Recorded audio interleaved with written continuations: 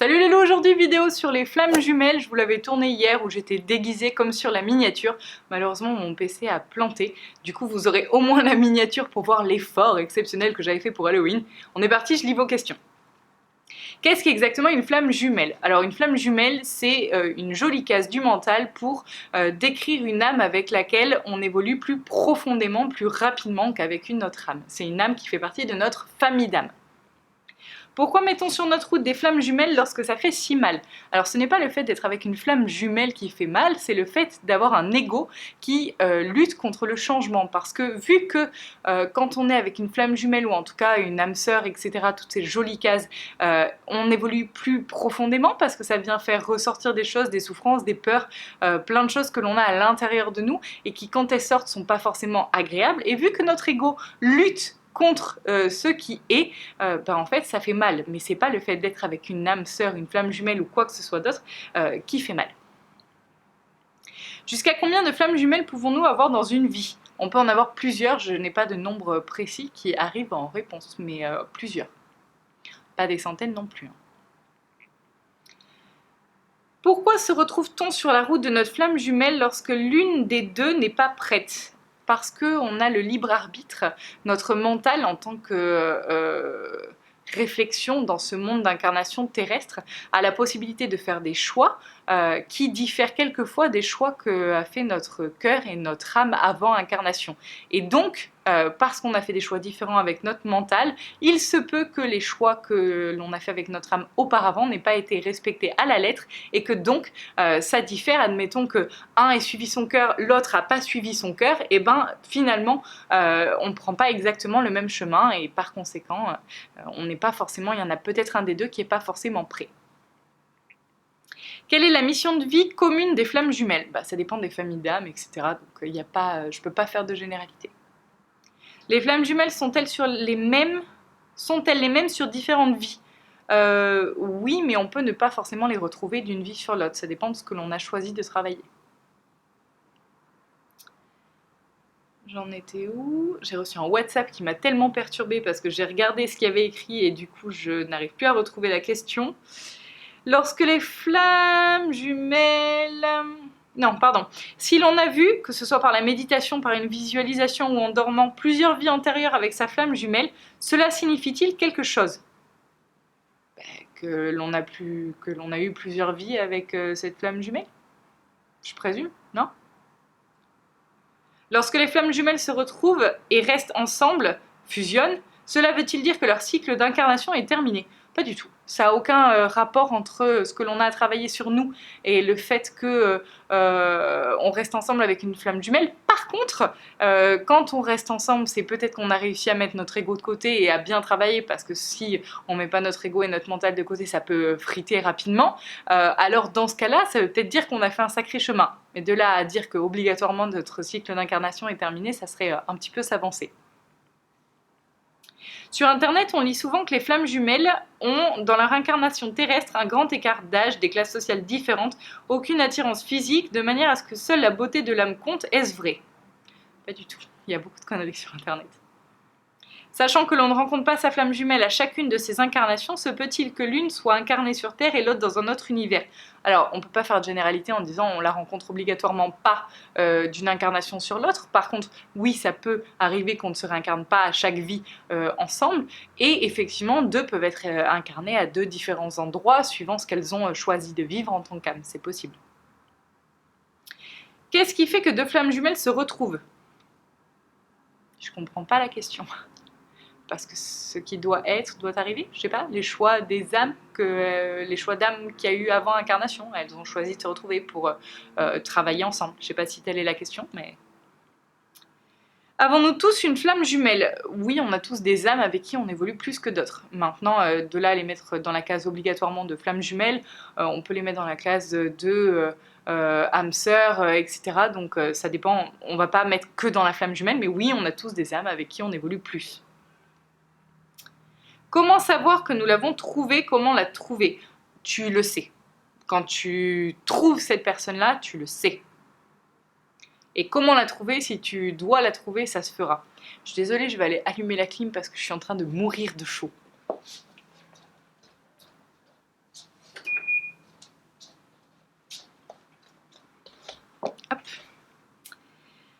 Est-ce que toutes les flammes jumelles sont destinées à se trouver ici sur Terre et à fusionner? Est-ce qu'après fusion, il y a quoi que ce soit qui puisse les séparer, que ce soit une problématique terrestre ou spirituelle? Oui, on reste deux âmes, donc on a des envies d'expérimentation terrestre. Donc c'est pas parce qu'on fusionne. Je pense que ce mot me dérange un peu parce que dans l'idée du mental humain, la fusion c'est genre comme deux bouts de métal qu'on fusionne et qui deviennent un et qu'il n'y a plus rien, enfin qu'on peut plus les scinder, alors que c'est pas vraiment comme ça au niveau énergétique. Donc on peut pas. Je trouve que le mot de fusion, il est mal employé un petit peu ici parce que ça crée des images dans notre tête qui sont pas justes par rapport à ce qui se passe au niveau des flammes jumelles. Les ressentis physiques de ce lien particulier, quels sont-ils? Comment les apprivoiser et comment les gérer? Ça dépend des gens déjà, mais il y a une attirance, je vais pas dire physique, t'as l'impression que l'autre c'est toi, que c'est une part de toi. Voilà, je crois que c'est la phrase ou le mot, l'interprétation la plus précise qui pourrait être. Je peux pas être plus précise que ça. Et pourquoi vouloir le gérer? Lorsque la distance, la culture, la religion, la situation familiale, tout cumulé sépare deux flammes jumelles, quel est l'intérêt de se retrouver? Mais en fait, on ne peut pas... si c'est vraiment une flamme jumelle, tu peux pas aller à l'encontre de ça. C'est-à-dire que peu importe la religion, la culture, le pays, tout, quand tu retrouves quelqu'un qui est ta flamme jumelle, quelqu'un avec qui il y a ce lien si particulier, c'est pas une histoire d'intérêt à se retrouver, c'est une histoire de on ne peut pas faire autrement, ça ne peut pas exister. En fait, il ne peut pas se passer autre chose que le fait d'être réunis. Donc c'est pas une question d'intérêt. Les flammes jumelles sont-elles faites pour se retrouver incontestablement dans la même incarnation? Non, pas forcément à chaque incarnation, ça dépend de ce qu'on a choisi de travailler. Penses-tu que travailler seul ces blessures est suffisant dans le cas des flammes jumelles ou doit-on faire appel à un énergéticien pour aider à épurer? Personne ne pourra jamais travailler les blessures à ta place en fait, donc que tu fasses appel à un énergéticien ou pas, tu seras toujours que le seul à pouvoir travailler tes blessures. Un énergéticien, il va être capable de nettoyer, mais il va pas pouvoir travailler à ta place. Donc effectivement, ce qui va être mis en avant grâce à une flamme jumelle qui est un putain de miroir, du coup, si tu arrives à le travailler, c'est une sacrée évolution et un sacré coup de pouce pour avancer dans la vie. Je dis pas que c'est pas compliqué, hein, je dis que ça permet d'évoluer plus vite et plus loin. Maintenant, personne d'extérieur au couple va pouvoir travailler les blessures pour toi. Et personne pourra, par exemple, sauver votre couple. Si vous êtes tout le temps en train de vous friter parce que c'est le mental et l'ego qui prennent le dessus sur le cœur et que chacun ne met pas de l'eau dans son vin pour pouvoir accepter de voir ses blessures, ses peurs et travailler dessus, dans ce cas-là, personne d'extérieur va pouvoir aider à sauver le couple ou en tout cas à faire en sorte de travailler les blessures. Comment faire pour la trouver? Si tu dois la trouver, tu la trouveras. Donc il n'y a pas de comment. Si ma flamme jumelle ne me cherche pas et que moi non plus, cela veut forcément dire qu'on se rencontrera jamais? Pas du tout. Si tu dois trouver, tu la trouveras. Est-ce qu'une relation de flamme jumelle peut devenir étouffante? Oui, si tu restes dans le mental et l'ego, oui, clairement, et puis rapidement. Hein. Donc, parce que c'est le parfait miroir de l'autre. Donc du coup, tout ce qui est nos peurs, nos souffrances, nos a priori, nos blocages, tout ce qui fait qu'on est coincé à des niveaux dans notre vie, va être vu chez l'autre. Donc effectivement, ça peut vite devenir étouffant si on ne travaille pas sur soi. Est-ce qu'on appelle communément coup de foudre peut traduire une reconnaissance de flamme jumelle? Pas du tout, je vais casser votre délire, mais en fait, le coup de foudre, c'est chimique, c'est au niveau du cerveau. En fait, c'est le cerveau qui va voir une image de quelqu'un, il s'est construit une image par rapport à ce que tu as vécu, ton éducation, tout ça. Il s'est construit une image du mec idéal, parfait, qui pourrait vraiment te rendre heureuse, et du coup, en fait, quand il va voir quelqu'un qui correspond à cette image, ça va faire l'effet du coup de foudre. C'est totalement chimique, et ce n'est que au niveau du cerveau. Donc, non, pas du tout. La différence entre flamme jumelle et âme sœur, une question de vibration. Ça vibre plus vite, plus rapidement pour les flammes jumelles et moins rapide pour les âmes sœurs. On va dire que c'est plus action-réaction pour les flammes jumelles et âme sœur, on va évoluer très profondément aussi, mais ça va être moins rapide, moins... je vais pas dire violent, parce qu'il y en a qui vont sauter sur l'occasion pour dire ah oui, moi j'ai de la violence dans mon couple, je reste avec parce que j'évolue vite. Non, non, s'il y a de la violence dans votre couple, partez, c'est qu'il y a un problème. Donc non, ne faites pas cet amalgame-là, mais on va dire une histoire de vibration. Est-ce que tous les enfants jumeaux triplés monozygotes sont-ils des flammes jumelles? Pas du tout. On ne peut pas faire de généralité sur ça. Ça peut être la même âme qui s'est scindée en deux, ça peut être deux âmes différentes qui ont choisi de vivre côte à côte. Donc non, ça peut être que des âmes sœurs ou des âmes qui sont de la même famille d'âmes et qui étaient proches. Donc non, non. Le libre arbitre existe-t-il dans une relation de flammes jumelles? Belle question. Oui et non. C'est que mon avis que je vais dire, mais pour moi, c'est impossible d'aller à l'encontre du cœur dans ces cas-là.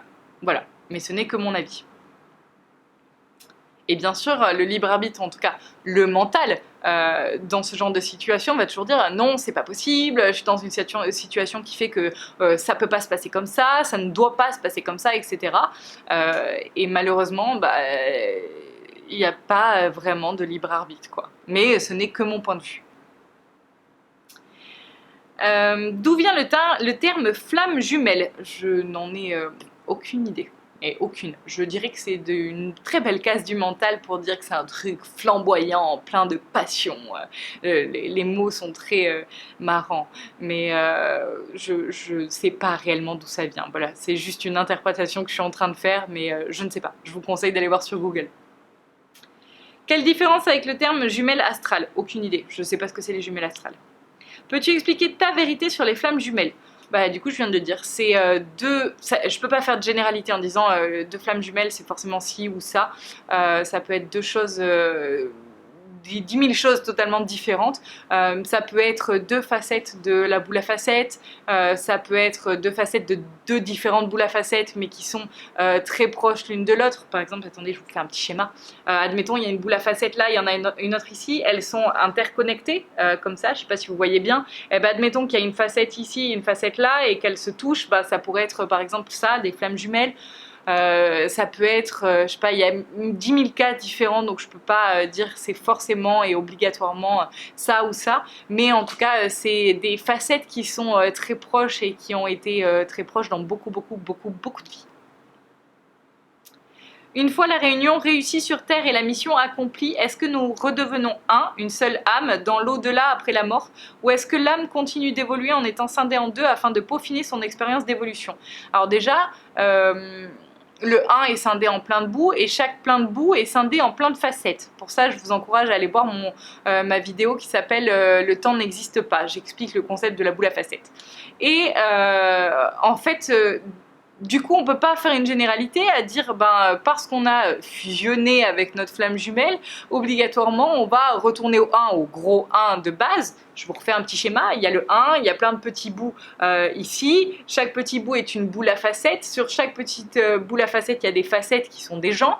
C'est pas parce qu'on a fusionné avec une autre facette et qu'on va retourner au 1 obligatoirement. Pour retourner au 1, il faut qu'on ait fini notre cycle d'incarnation et que l'on n'ait plus envie de se réincarner en ange, en bodhisattva, en guide intérieur, en plein de trucs. Donc, faut avoir fini son cycle d'incarnation et ne plus avoir envie de faire quoi que ce soit par rapport au monde terrestre.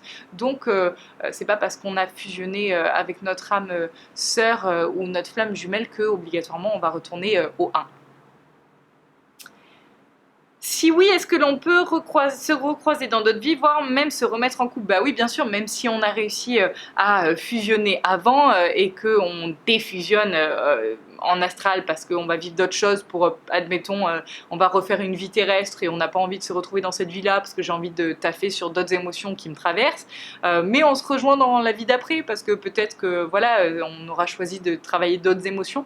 Donc oui, c'est possible de se déscinder et de se retrouver, de se scinder et de se retrouver dans une autre vie. Comment dénouer les nœuds karmiques? Bonne question. Déjà, il faut arriver à les voir. observer ce qui nous fait chier. C'est-à-dire qu'à chaque fois que l'autre va avoir un comportement, des choses qu'il va dire, etc., qui vont nous toucher, il va falloir se pencher sur pourquoi ça nous touche et arriver à trouver la blessure de base. Et une fois qu'on trouve la blessure de base en faisant le pourquoi, donc le dialogue intérieur, je vous le mettrai en barre d'infos. Une fois qu'on a fait ça, il faut aller voir ma vidéo sur comment guérir ses blessures. Et ça vous permettra de traiter tout ce qui est karmique au fur et à mesure. Ça prend du temps bien sûr, hein. C'est pas sûr qu'on y arrive dans une vie, mais en tout cas on évolue quand même plus vite avec une flamme jumelle, donc ça peut arriver à aider, être un sacré coup de pouce. Reconnaissance, retrouvailles, pétage de plomb, séparation, totale sans nouvelles, réconciliation, amitié. Est-ce que ce schéma correspond à l'apprentissage par lequel nous devons passer, ou faut-il encore creuser et se torturer avec des questions métaphysiques ? Alors, non, je pense pas qu'il soit nécessaire de passer par pétage de plomb, séparation, violence et tout. Comme j'ai dit avant, je pense que flamme jumelle ou pas, quand on est dans ce genre de relation, c'est que c'est pas bénéfique parce qu'on est en train de péter des câbles et ça nous fait pas évoluer. Donc, si on n'est pas en train de travailler sur son ego et son mental, à se demander pourquoi une situation ou une relation nous fait péter des câbles, alors il n'y a aucun intérêt de continuer cette relation. Donc, je vois pas l'intérêt. Et ensuite, est-ce que c'est des questions métaphysiques? Est-ce qu'il faut se torturer et creuser? Non, non plus. Pourquoi vouloir faire ça? Et donc, encore plus nourrir son mental. Parce que c'est le mental qui se torture et qui se pose des questions. D'ailleurs, c'est pour vos mentalos que je réponds à ces questions. Hein. Parce que vos cœurs, ils en ont rien à faire de cette vidéo. Donc c'est que pour vos petits mentalos qui se demandent pourquoi ci, pourquoi ça, pourquoi ci, pourquoi ça, pourquoi ci, pourquoi ça.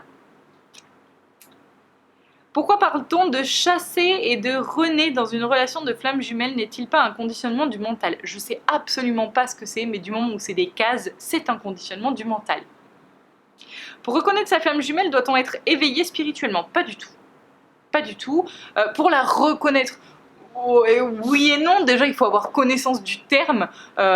Et encore, de toute manière, éveillé ou pas, tu vas obligatoirement te rendre compte que si tu arrives à domestiquer ton mental et ton ego, hein, bien sûr, parce que sinon ça va retomber dans ces trucs passionnels, de violence. Oui, mais c'est la passion. Non, c'est pas une relation constructive du moment où on se pose pas la question à se dire ok, je ressens ça, pourquoi, comment, qu'est-ce que je peux faire avec, comment je vais travailler sur moi, qu'est-ce que ça va m'apporter dans mon évolution. Si en fait on se pose pas la question du pourquoi je ressens ça et si on s'observe pas soi-même, la relation elle est pas utile parce que du coup on va pas évoluer. On évolue obligatoirement. Vous allez me dire, oui, moi j'ai quand même évolué depuis que j'ai 15 ans de ma première relation. Logique, parce que vous avez fini par comprendre des choses au fur et à mesure de votre incarnation. Mais si on se pose des questions, on évolue beaucoup plus vite parce qu'on comprend beaucoup plus de choses et beaucoup plus rapidement. Donc, est-ce qu'on doit être réveillé pour connaître une relation de flamme jumelle, pour savoir que c'est une flamme jumelle? Oui. Pour pouvoir expérimenter la relation de flamme jumelle? Non. Pourquoi les flammes jumelles doivent nécessairement passer par un cadre de séparation nette ou violente? C'est ce qui revient quasiment dans tous les discours. Parce que les gens ne travaillent pas sur leur ego. Donc c'est pas nécessaire de passer par une séparation nette et violente. A-t-on une flamme jumelle incarnée en même temps que soi? Oui et non, les deux sont possibles. Doit-on forcément finir avec ou cela peut-il rester une relation platonique? Les deux. Je connais 2 de mes flammes jumelles, je sais pas combien j'en ai et je m'en fiche. Je sais qu'il y a Mathieu et il y a un de mes guides avec qui on a une relation du coup très platonique. Est-ce que c'est déterminé avant l'incarnation si les flammes jumelles doivent se retrouver après une séparation ou pas? Oui, bien sûr, c'est en tant qu'âme qu'on détermine ça. Est-ce que le libre arbitre de chacun peut empêcher des retrouvailles prévues par le plan divin ou pas? Oui. Oui, les choix du mental peuvent empêcher des retrouvailles, effectivement. Après, si tu dévies trop du chemin et que vraiment c'était méga nécessaire pour ton évolution et que tu vas pas faire ta mission de vie si tu le fais pas, libre arbitre ou pas, ça se fera. Mais si c'était juste pour que tu puisses avoir un peu de bonheur et connaître des choses plutôt cool dans la vie et qu'au final, parce que tu as eu ton mental, que la vie t'a présenté plusieurs fois la même situation et qu'à chaque fois tu l'écartais en ne voulant pas y prêter attention, il y a des chances que tu passes à côté. Est-ce qu'il y a différents types de flammes jumelles? Est-ce que les flammes jumelles doivent forcément expérimenter leur séparation? Alors je ne connais pas les différents types de flammes jumelles parce que comme je vous l'ai dit, je ne suis pas du tout branchée case et encore moins celles qui nourrissent l'ego et le mental. Et est-ce qu'il faut expérimenter obligatoirement la séparation? Pas du tout, ça dépend si on travaille sur soi ou pas. Est-ce que lorsque l'on rencontre quelqu'un et qu'il vous prend aux tripes, quelqu'un qui est votre miroir, quelqu'un pour qui vous sentez une connexion de dingue, est-ce que c'est une flamme jumelle?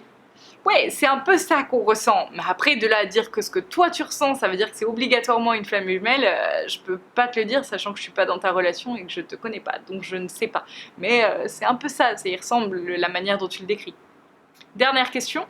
Que faire quand l'autre ne voit pas ou ne ressent pas ce lien? Patienter, mais sans pour autant ne pas vivre, parce que si on vit pas, on rate sa vie. Donc patienter, et si ça doit se faire, ça se fera, dans tous les cas. Voilà, n'hésitez pas si vous avez des questions. En attendant, vous pouvez nous rejoindre sur Instagram avec Mathieu, on mettra les liens en bas. Et on vous fait des bisous et à très bientôt, à la prochaine vidéo. Salut!